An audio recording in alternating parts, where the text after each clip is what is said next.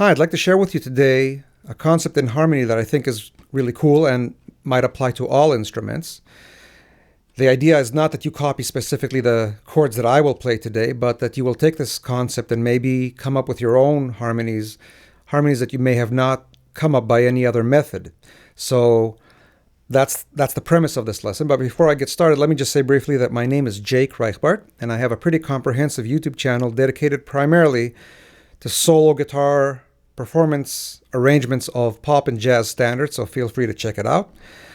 What's more, if you're enjoying this particular short lesson, I got dozens upon dozens of full-length, up to 2-hour-long lessons that are available either on DVD or by download. Send me an email to jake.reichbart@gmail.com to find out more information. All right. So in this lesson, I'm going to use as an example the chords C and B flat 7, which happen to be the first two chords of the standard Spring Can Really Hang You Up the Most. And the way I'm going to do the lesson is I'm going to start with a demonstration, which is going to come in two parts. The first part, I'm going to play what will seem more or less like a more or less random stream of harmonies, and for about 1 minute, let's say. And then I'm going to take this clip, copy and paste it, but the second time I'm going to overdub on top of it melody notes, which are going to be the first few melody notes of Spring Can Really Hang You Up the Most. So you can hear the melody and the harmony in the context of playing against each other, and you can kind of hear what they sound like against an actual melody. And after that, I will talk to you about what I did and how I came up with these harmonies.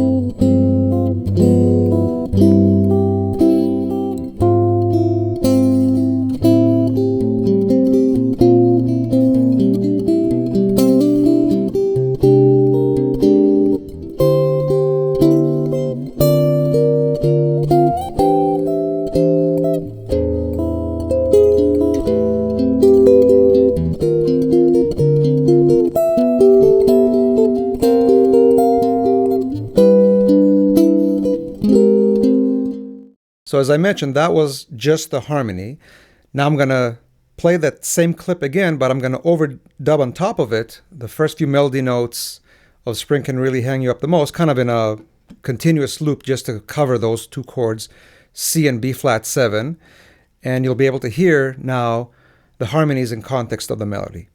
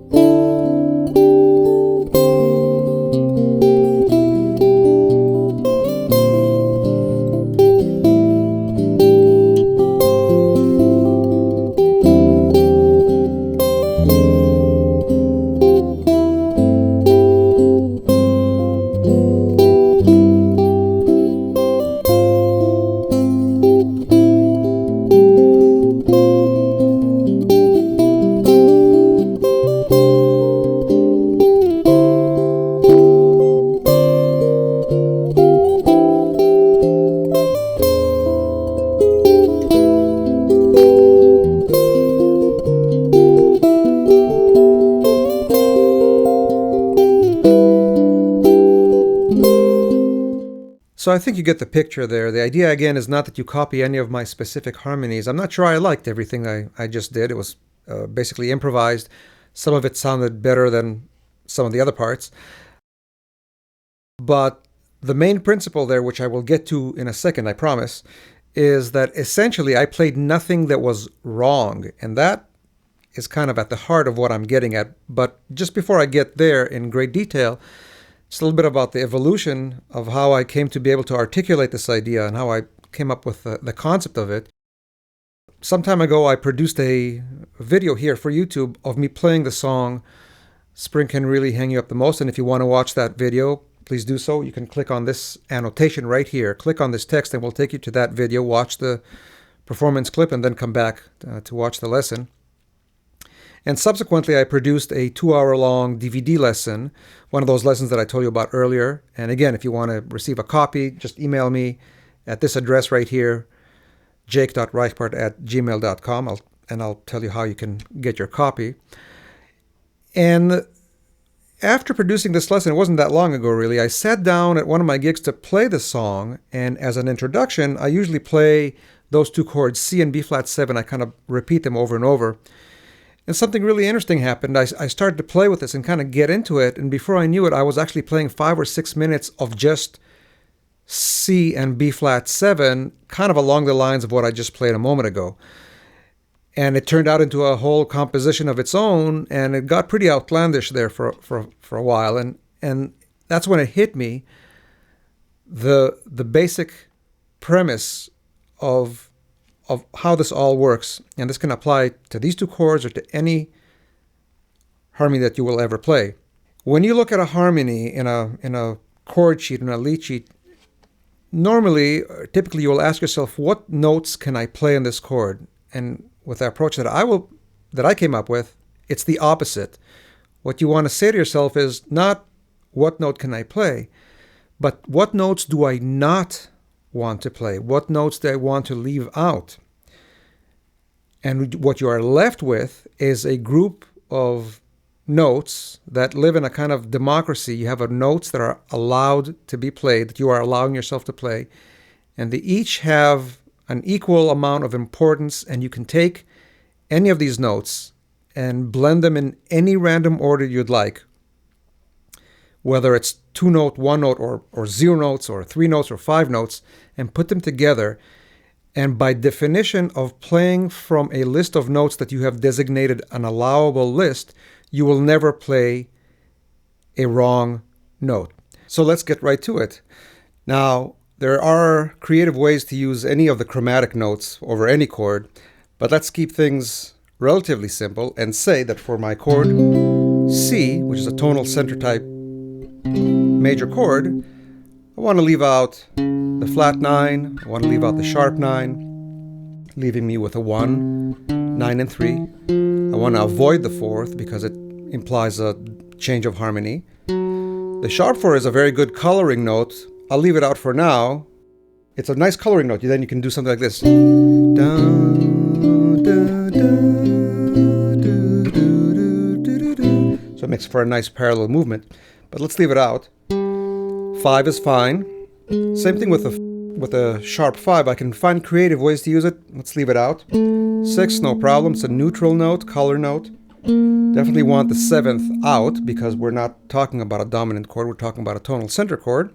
And we want to keep the major 7. So we have the 1, 2, 3, 5, 6, 7. And the nice thing here is that when I put together voicings from these notes, I don't think in terms of the chord has to have a 3, the chord has to have a 5, any of those kind of things. What the chord needs to have is not to have a note from my forbidden, quote-unquote, list. And as long as I comply with that, I'm fine. Let's do the same thing now for the B flat 7. Here's my B flat, that's fine. Again, I want to leave out my flat 9, the sharp 9. I want to have the 3, so I'm left with 1, 2, 3. I can use the 4th if I'd like to. Let's leave it out for now and play the more typical sharp 4 for this kind of chord. 5 is fine. Again, let's leave out the sharp 5. 6 is certainly fine. The 7th is most certainly fine. It's a 7th chord, and therefore the major 7 is out. So I'm left with what essentially you might call, in a different context, a Lydian flat 7. So 1, 2, 3, sharp 4, 5, 6, and 7. Now here's a little bit of a revelation here. Since we did this process for 2 different chords, we have one more step that we can take, and we can say, let's see what notes are common to both chords, and let's see what notes are different. And we can decide which ones we want to highlight. If we want to highlight the similar, let's take these 3 notes, the G, E, and D. For the C, they are the 5, 3, and 9. And for the B flat, they are the 6, sharp 4, and 3. So we can play.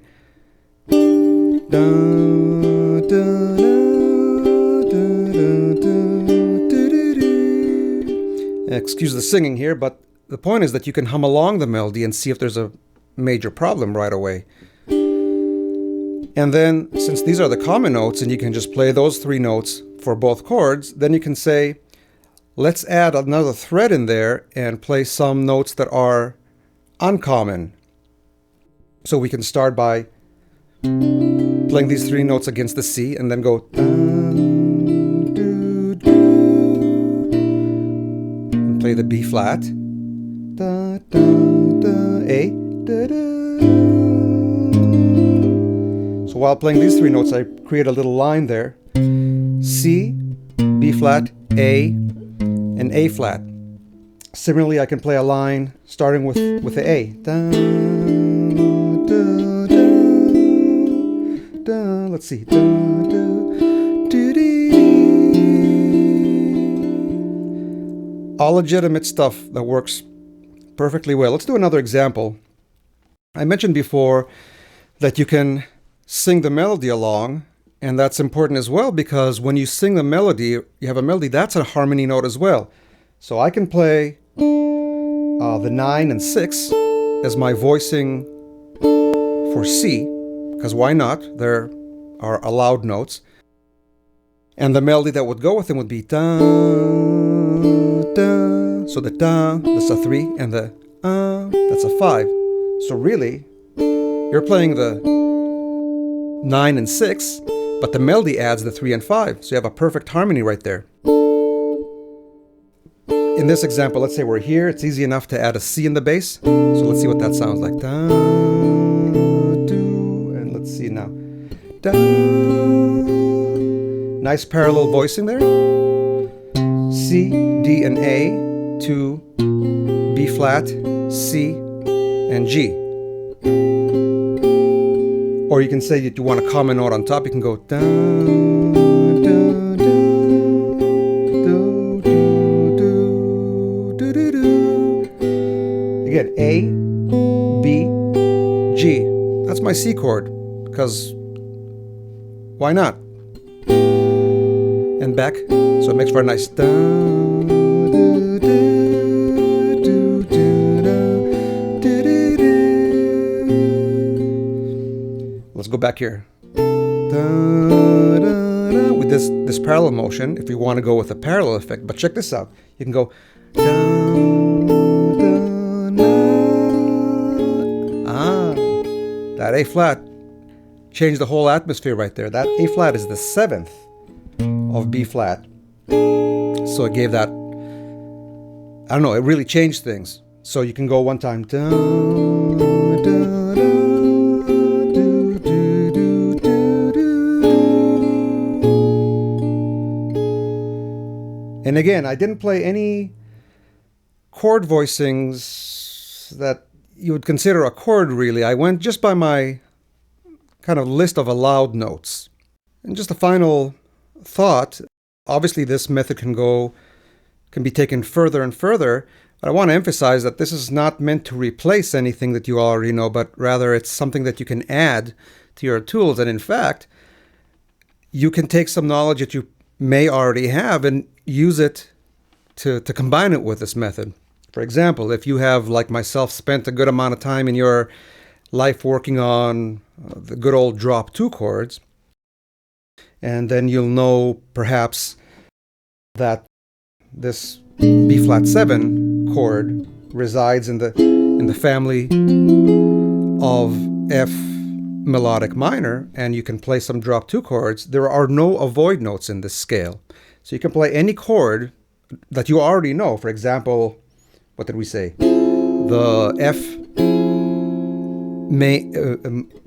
minor major 7 as your voicing for B flat.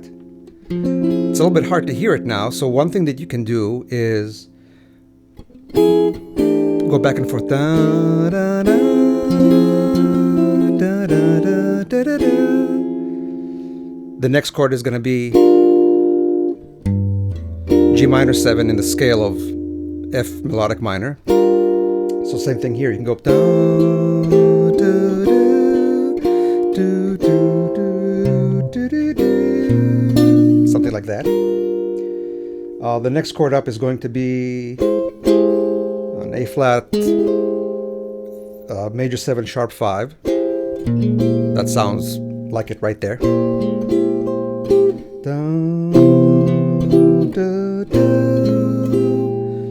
Then you have, of course, B flat 7 and C7. So it's interesting that a C7 is in fact a B flat 7 in this case. You can go da, da, da, da, da, da, da, da.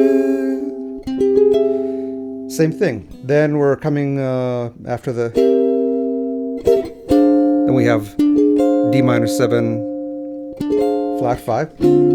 Again, pretty obvious over the B flat 7.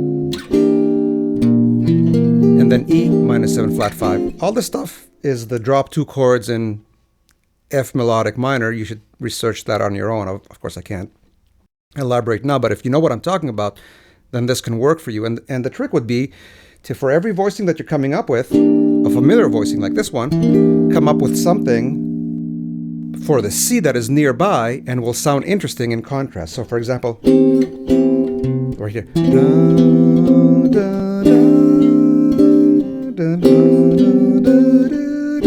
Maybe. Then you got this one. So of course you got.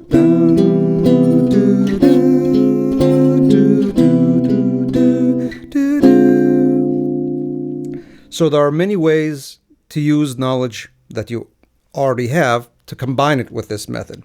Anyway, that's it for this lesson. Once again, I hope very much that you enjoyed it. If you did, I got tons of full-length lessons, like running 2 hours long. And again, here's my email address. Send me an email and I'll send you a complete list. And thanks for checking out my channel. If you haven't done so yet, please subscribe. I typically try to upload a new arrangement every Friday, so subscribe to get notice about my new arrangements. Thanks a lot. We'll see you next time.